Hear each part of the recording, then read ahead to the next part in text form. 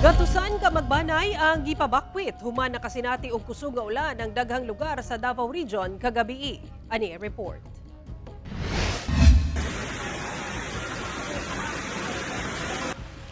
Gipugos na og abli ni ining mga lalaki ang gate sa usa ka balay sa Barangay Lapuan sa Don Marcelino, Davao Occidental kagabi samtang naghaguros ang tubig baha sa lugar.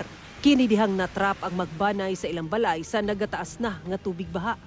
Taod-taod. Malampusong naabli ang gate ug nakagawas ang magbanay.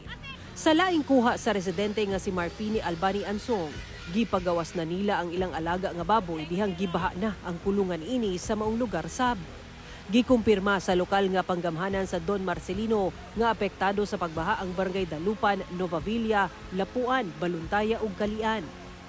Sa Malita, Davao Occidental, dili passable ang Lais Bridge human nahugmak atol sa pagbundak sa ulan kagabi.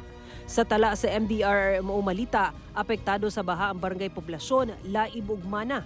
Hinuon sumala ni Christopher Mahinay ang Assistant LDRRM Officer sa Malita MDRRMO atol sa pakighinabi sa GMA Super Radio Davao nga dunay mga residenteng nanguli sa ilang panimalay dihang mihubas ang tubig baha. Nakatakdang magpahigayon og rapid damage assessment and needs analysis ang MDRRMO aron masuta ang danyos tungod sa baha.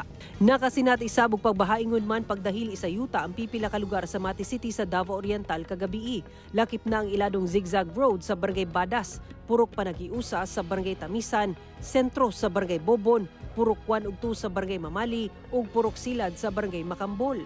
Hinuon giling naglusad og clearing operations ang CDRMO Mati ug City Engineers Office sa lugar. Maagian na ang National Highway sa Badas. Wala sab matud pay gipahiklin atol sa maong pagbaha. Sa datos nga nakuha sa GMA Super Radio Davao gikan sa Office of Civil Defense Region 11, as of 6 a.m. karong adlaw, kapin 800 ka magbanay ang naapektuhan sa tulo ka barangay sa Malita, Davao Occidental ug napulo ka magbanay sa Barangay Manikling sa San Isidro, Davao Oriental. Sa pagkakaroon, doon na pa'y kapin 200 ka magbanay o kapin 1,000 ka individual ang anaapa sa evacuation areas. Gitunulan na og relief goods ang mga apektadong pamilya. Sumala sa pag-asa, epekto sa Intertropical Convergence Zone o ITCZ ang nagpaulan sa Davao Region kagabi. Sara Hilomen Velasco, 1 Mindanao.